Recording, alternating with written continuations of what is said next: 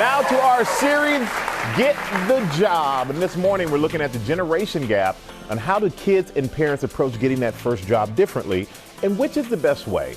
The Sharks are here to give us their advice, but first, ABC's Rebecca Jarvis has a closer look at the changing landscape, and this is something you're looking into, parents, kids, first jobs. You're about a week and a half away from your first kid, so you got a little ways to go before you're in this situation. We're going to have an argument, though, in the future about this, Michael. No Good doubt. morning. I can't wait. So according to the National Association of Colleges and Employers, the average college graduate leaves school without a job, and it typically takes over 7 months to find one. Of course, it all begins with that interview. So how do you land one? Take a listen. Today, many grads struggle to find the best way to land their dream job. Kids today are told 1,000,001 different answers in how to go towards the workforce. For recent college graduate Marina, she's getting advice from her mom, her teachers, and her peers. There's just one problem. They're all contradicting each other. You didn't really have technology back in the day. Parents going to be a little bit stuck in their ways because they've gotten jobs, so they think it's proven. As technology evolves, as the job market shifts, as new jobs pop up, even new industries, naturally the process for searching for those jobs and landing those jobs is going to change as well. But for Marina's mom, she thinks you ditch the internet and go personal. I think that you can go in person, and I think that you should go that extra step. I don't think you should have the computer be your sole source. While experts in the field say applying for a job is adapting to the times, some rules stay true forever. Others need an upgrade. Most of the core ground rules of job searching are unlikely to ever change. However, the ways that we approach those rules are ever evolving.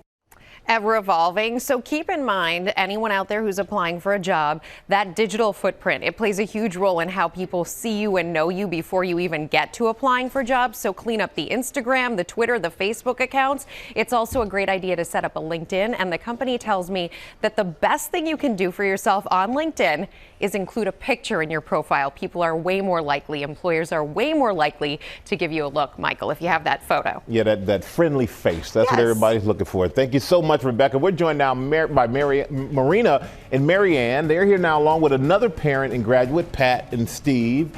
And I'm going to tell you who knows best how to get that job that we're all out there looking for. We're going to have the people who really do know, Shark Tank's Barbara Corcoran and Robert Herjavec.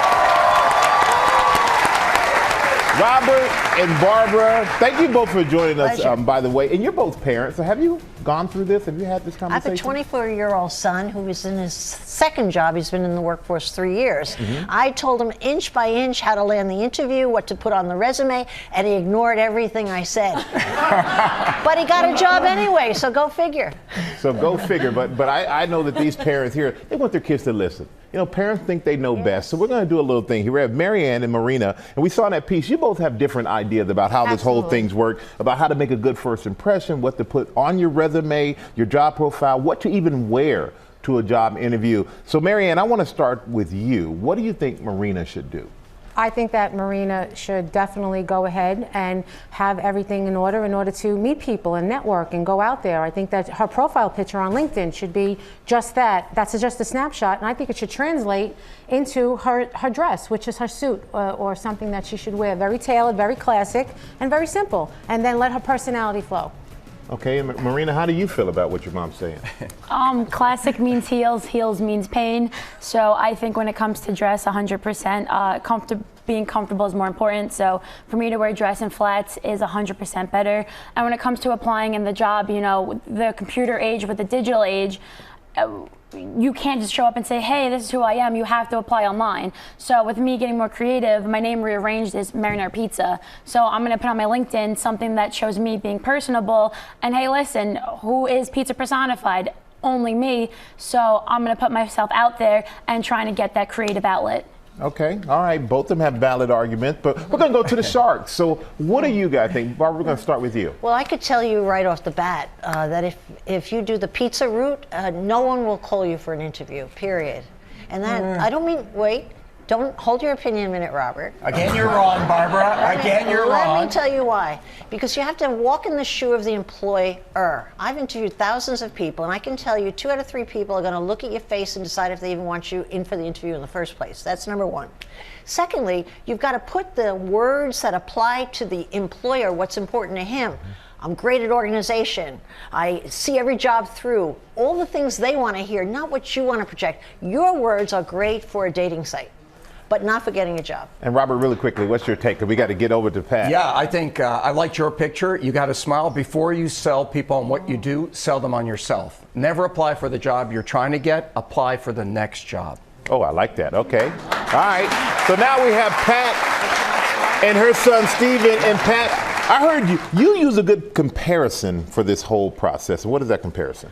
Well, I'm a top recommended career coach on LinkedIn, ironically enough. So I talk to thousands of people all the time, and you need to have momentum. So putting yourself out there, being professional, like you said, but understanding that a first job is about building relationships, finding a mentor, becoming part of a team, and working your way up. It's old school, but it's working your way up and building relationships. So you have to shift gears to go from 0 to 100.